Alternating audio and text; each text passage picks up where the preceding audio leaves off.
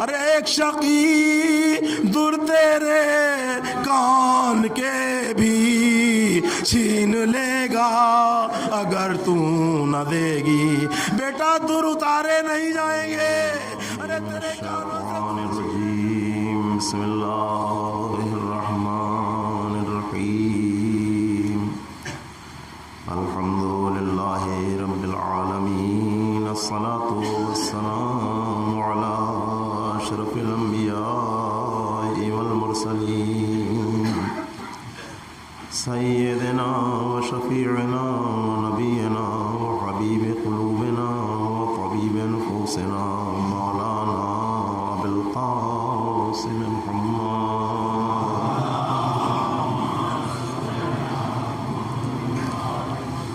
وآلہ الطیبین الطاہرین المعصومین، ولعنۃ اللہ علی اعدائہم وقتلتہم اجمعین من لیلنا ھذا الی قیام یوم الدین، اما بعد، وقد قال اللہ تبارک وتعالی فی کتابہ المجید وفرقانہ الحمید وقولہ الحق، بسم اللہ الرحمن الرحیم، قل لا اسألکم علیہ اجرا الا المودۃ فی القربى، صلی اللہ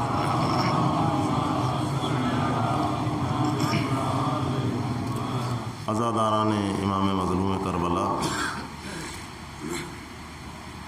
آیہ کریمہ جو آیہ مودت کے نام سے جانی جاتی ہے، سورہ نمبر 42 کلام پاک، سورہ مبارکہ شورا، اس کے ذیل میں کچھ باتیں میں آپ کی اذہان عالیہ کی نظر کر چکا ہوں، لیکن اس وقت تو مجھے کچھ زیادہ نہیں کہنا ہے، ربط مصائب کے لیے دو چار جملے کہ جب یہ آیت نازل ہوئی تو حضور اکرم نے فرمایا کہ جو محبت اہل بیت پر مرتا ہے وہ شہید مرتا ہے۔ وہ تو آیت کا تذکرہ ہے کہ ہمیں کچھ نہیں چاہیے، پروردگار عالم نے ارشاد فرمایا کار رسالت کا عوض، لیکن صرف کیا چاہیے؟ محبت قربا کی مودت چاہیے۔ ادھر رسول نے ارشاد فرمایا کہ جو اہل بیت کی محبت پر مرا وہ شہید مرتا ہے، جو اہل بیت کی محبت پر مرتا ہے وہ مغفور مرتا ہے، جو اہل بیت کی محبت پر مرتا ہے وہ توبہ کیا ہوا مرتا ہے۔ جو محبت اہل بیت پر مرتا ہے تو فرشتے، موت کا فرشتہ اور قبر کے فرشتے اس کو جنت کی بشارت دیتے ہیں۔ وہ کامل الایمان مرتا ہے، اس کی قبر میں جنت کے دروازے کھول دیے جاتے ہیں، اور پھر ایک خاص بات کہ اس کی قبر کو پروردگار عالم رحمت کے فرشتوں کی زیارت گاہ بنا دیتا ہے۔ یہ عظمت ہے، عظمت دیکھیے محب اہل بیت کی، کہ جو محب اہل بیت ہوتا ہے اس کی قبر رحمت کے فرشتوں کی زیارت گاہ بن جاتی ہے، فرشتے زیارت کرنے کے لیے آتے ہیں۔ تو سوچنے کا مقام ہے کہ جو اہل بیت کی محبت میں مر جائے اس کی قبر تو فرشتوں کی زیارت گاہ بن جاتی ہے، تو جو مالک جنت ہو، جو مالک جنت ہو اس کی قبر جہاں پر ہوگی تو پھر وہاں تو فرشتوں کا ہر وقت آنا اور جانا لگا رہتا ہے۔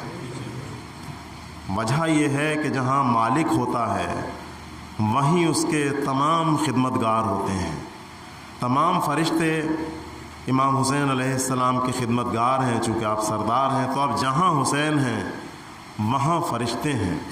تو جب ایک محبت اہل بیت میں مرنے والوں کا یہ مرتبہ ہے کہ ان کی قبر فرشتوں کی زیارت گاہ بن جاتی ہے، تو ان اصحاب با وفا کا کیا مرتبہ ہوگا جن کے لیے آپ فرماتے ہیں جیسے اصحاب مجھے ملے وہ کسی کو بھی نہیں ملے، یہاں تک کہ میرے نانا کو بھی نہیں ملے۔ شب عاشور کے حوالے سے ایک جملہ کہتا چلوں عزاداروں، اس رات کے وقت میں، سناٹے کے وقت میں آپ شہزادی کونین کو شب عاشور میں پرسہ دینے کے لیے آئے ہیں، یہ جو آپ تبرکات دیکھ رہے ہیں یہ آج تو آپ کو نظر آ رہے ہیں شب عاشور میں، لیکن یہ تبرکات کل نظر نہ آئیں گے۔ اسی احساس نے آپ کو رونے پر مجبور کر دیا کہ جو تبرکات ہمیں آج نظر آ رہے ہیں وہ کل نظر نہ آئیں گے۔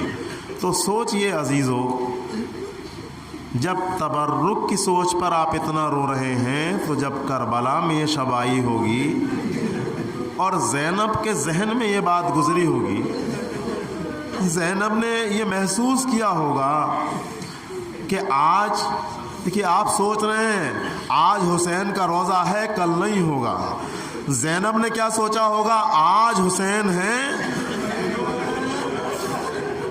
کل نہیں ہوں گے، تو زینب کے دل پر کیا گزری ہوگی؟ آپ سوچ رہے ہیں آج عباس کا علم ہے کل بڑھ جائے گا عباس کا علم، تو جب یہ تصور زینب کے دل سے گزرتا ہوگا کہ آج عباس کا پہرا ہے،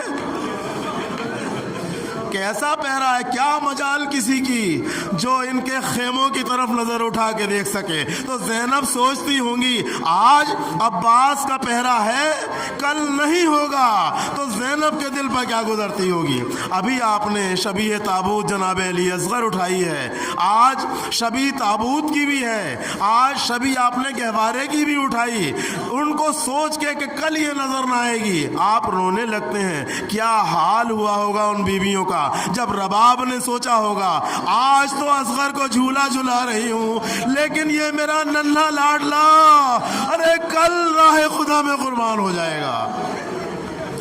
عزاداروں، بس چند فقرے اور اس کے بعد شہزادی کی مجھے ایک فرمائش پوری کرنا ہے آخر میں جو ہر سال پڑھی جاتی ہے، چند فقرے عزاداروں۔ آپ نے بہت ماتم کیا لیکن میں درخواست کروں گا عزاداروں، کربلا کبھی نہ بھولنا، کربلا کبھی نہ بھولنا۔ اسی لیے تو کہا تھا کسی شاعر نے، ارے بھول جائیں گے سب کچھ کربلا نہ بھولیں گے۔ عزادارو، قاسم کا پامال لاشا کبھی نہ بھولنا۔ عزادارو، ارے اکبر کا برچھی سے چھدا ہوا سینہ کبھی نہ بھولنا۔ عزادارو، ارے علی اصغر کا تیر حرملہ سے چھدا ہوا گلا کبھی نہ بھولنا۔ عزادارو، ارے سکینہ کے رخ پر لگتے ہوئے تماچے کبھی نہ بھولنا۔ عزادارو، ارے زینب کے بازوؤں میں باندھی جانے والی ریشمانِ زلف کو کبھی نہ بھولنا۔ عزادارو، ارے یہی وقت تھا، پھر ایک جملہ کہتا ہوں، احساس دلاتا ہوں، شاید یہی وقت تھا جس وقت آپ یہاں پر عزا منانے کے لیے بیٹھے ہیں کہ حسین اپنے چاہنے والوں کے خیموں کے درمیان گھوم رہے تھے۔ حسین سکون سے، ارے آپ تو فرش عزا پہ بیٹھ کے آنسو بہا رہے ہیں، حسین اس وقت اپنے چاہنے والوں کے خیام کے درمیان گھوم رہے تھے۔ پہلے اصحاب کے خیام کے درمیان گئے، اس کے بعد تاریخ کہتی ہے اس خیمے میں گئے کہ جس میں بھاوج ارے ام فروا قاسم کے لیے بیٹھی ہیں، قاسم کو لیے بیٹھی ہیں، سمجھا رہی ہیں میرے لال دیکھ تو یتیم ہے، کل قربانیوں کا دن ہے، بیٹا ارے کسی طرح سے بھی اپنے چچا پر پہلے قربان ہو جانا۔ حسین نے دیکھا، آنسو بہائے، ارے روایت آگے بڑھی، حسین اور آگے بڑھے، اب اس خیمے کے اندر گئے کہ جس میں ام لیلا ارے ایک شمع جلائے ہوئے اپنے 18 سال کے کڑیل جوان کے چہرے کو دیکھ رہی ہے۔ کیا کہتی ہیں ام لیلا، اے میرے لال یہ 18 سال کی جوانی کل خاکہ خون میں مل جائے گی، اے میرے لال کیا اسی دن کے لیے پالا تھا بیٹا؟ ارے اب تک تو یہ تمنا تھی کہ دلہن بھی آگے لاؤں گی، لیکن اب تو یہ تمنا ہے حسین پہ کل کو قربان ہو جانا۔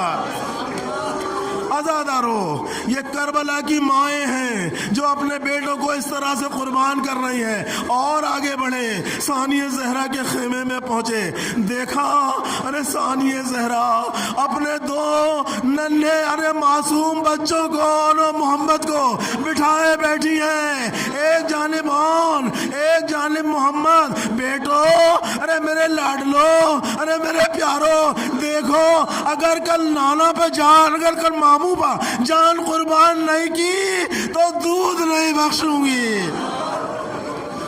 आज़ादारों, हुसैन खेमों के दरमियान घूम रहे हैं।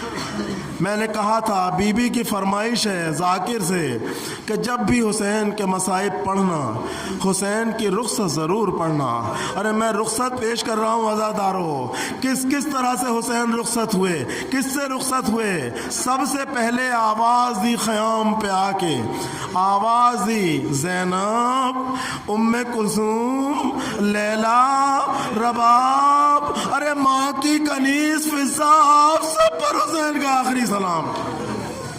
जैसे ही हुसैन के आखिरी सलाम की आवाज़ सुनी, ज़ैनब ने कहा भैया अरे ज़रा खेमे में आ जाओ, भैया ज़रा खेमे में आ जाओ।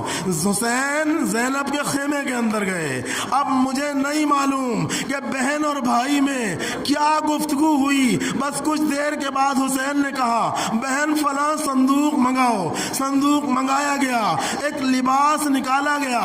हुसैन ने एक बोसीदा लिबास निकाला, उसको जगह जगह से चाक किया। बहन ने पूछा भैया अरे लिबास चाक क्यों कर रहे हैं। बहन अरे मेरी शहादत के बाद अरे ये जालिम मेरे जिस्म पर लिबास भी नहीं छोड़ेंगे। मैं सोचता हूँ शायद बोसीदा लिबास समझ के छोड़ना है। चलने लगे खेमे से। बस एक मर्तबा अरे ज़ैनब ने कहा भैया अरे ज़रा गले से, अरे ज़रा गले से अबा को हटाइए। हुसैन ने गिरीबान को खोला। अरे ज़ैनब ने हुसैन की गर्दन के बोसे लिए। बहन ये क्या कर रही हैं। अरे भैया माँ की वसीयत पूरा कर रही हूँ। माँ ने कहा था जब मेरा लाडला अरे आखिरी वक्त में रुखसत के लिए जाने लगे तो मेरी तरफ से ज़ैनब अरे ज़हरा तो नहीं होगी, मेरी तरफ से हुसैन के गले के बोसे ले लेना। जब ज़ैनब हुसैन के गले के बोसे ले चुकी तो हुसैन ने कहा ज़ैनब अब ज़रा शानों से रिदा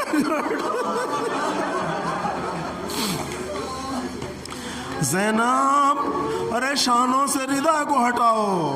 क्यों मेरी प्यारी बहन ज़ैनब। अरे इसलिए भैया कि मुझे भी वसीयत की गई थी कि जब अरे ज़ैनब ज़रा अपने शानों से रिदा को हटाओ। रिदा हटी, हुसैन ने बोसे लेना शुरू किए।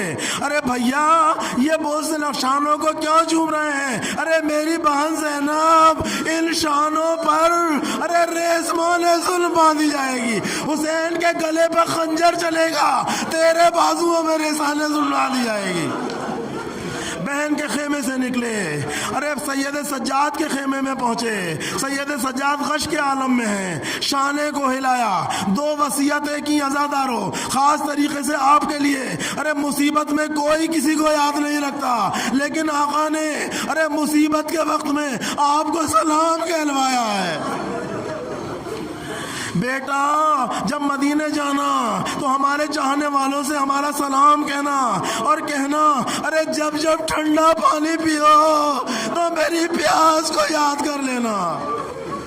अज़ादारों बेटे से रुखसत होके चले और बस अब आखिरी रुखसत अरे साहिबाने औलाद का मजमा है। आपको अपनी बेटियों से बहुत हमदर्दी है, लेकिन मैं कहा करता हूँ अरे जिसको ज़्यादा हमदर्दी होती है वो जाने वाले को बहुत दूर तक छोड़ के आता है। मैं नहीं कहता, ज़ैनब को भी बहुत हमदर्दी थी, अरे उम्मे कुलसूम भी बहुत चाहती थी, लेकिन वहाँ हिजाब की पाबंदियाँ थी, पर्दे की पाबंदी थी। सकीना पर कोई पर्दे की पाबंदी नहीं थी। हुसैन घोड़े पर सवार हुए। घोड़े पर सवार होने के बाद चंद ही कदम चले थे कि घोड़े ने अपने कदम रोक लिए। हुसैन को ख्याल आया है मेरे प्यारे घोड़े تو بھی تو میرے ساتھ کئی دن سے بھوکا اور پیاسا ہے، لیکن ایک بات سمجھ لے، کیا غریبی کا جملہ ہے، ایک بات سمجھ لے، یہ حسین کی آخری سواری ہے، حسین کی آخری سواری ہے۔ ایک بار گھوڑے نے چہرہ منہ اٹھا کے حسین کی طرف دیکھا اور پھر بازوؤں کی طرف دیکھا، اب تو حسین نے عجیب منظر دیکھا، حسین کے سینے پر سونے والی سکینہ گھوڑے کے سموں سے لپٹی ہوئی رو رہی ہے، اے گھوڑے میرے بابا کو میدان میں نہ لے جا، میں صبح سے دیکھ رہی ہوں، قاسم گئے نہیں آئے، اکبر گئے نہیں آئے، چچا گئے نہیں آئے، یہاں تک کہ میرا 6 ماہ کا اصغر بھی گیا، واپس نہیں آیا۔ عجیب منظر دیکھا حسین نے۔ حسین گھوڑے سے نیچے اترے، سکینہ تم نے تو ہمیں رخصت کر دیا تھا بابا، رخصت تو کر دیا تھا، لیکن بابا ایک مرتبہ سینے پر اور سلا لیجئے، ایک مرتبہ بابا سینے پر اور سلا دیجئے۔ حسین نے کہا سکینہ، دل سنبھال کے سنو عزادارو، حسین نے کہا سکینہ سلاتے ہیں لیکن آج سے اصول بدل جائے گا بیٹا، آج تک تم ہمارے سینے پر سوتی تھی، آج سے ماں کے پاس جاؤ گی، آج تک اصغر ماں کے پاس رہتے تھے، آج اصغر ہمارے پاس آ جائیں گے۔ عزادارو حسین خاک کربلا پر لیٹ گئے، سکینہ کو سینے پہ لٹایا، نہ جانے کیا غشتاری ہوا سکینہ پر۔ ایک مرتبہ جب سکینہ کو سلا رہے ہیں تو شاعر کس طرح سے کہتا ہے، بس نظم اور عزادارو مجلس تمام، رو رو کہتے تھے شاہ مدینہ، سو جا سینے سو جا سکینہ، پھر نہ پائے گی بابا کا سینہ، سو جا سینے سو جا سکینہ۔ ایک شقی در تیرے کان کے بھی چھین لے گا اگر تو نہ دے گی، بیٹا در اتارے نہیں جائیں گے، تیرے کانوں سے در چھینے جائیں گے، اس طرح سے دشمن کھینچے گا، تیرے کانوں سے خون جاری ہو جائے گا، کان زخمی کرے گا کمینہ، سو جا سینے سو جا سکینہ۔ بیٹا مجھ کو روگی گر تم بلک کر، وہ تماچے لگائیں گے رخ پر، یوں نکالیں گے وہ دل کا کینہ، سو جا سینے سو جا سکینہ۔ اور بس آخری شعر عزادارو جو پوری مجلس کا محاصل ہے، کل مصائب ہے، عصر کے وقت آنا نہ در پر، کیسے دیکھو گی ہے میری دختر، زانوے شمر اور میرا سینہ، سو جا سینے سو جا سکینہ۔ سکینہ نے کہا بابا خدا حافظ، انا للہ۔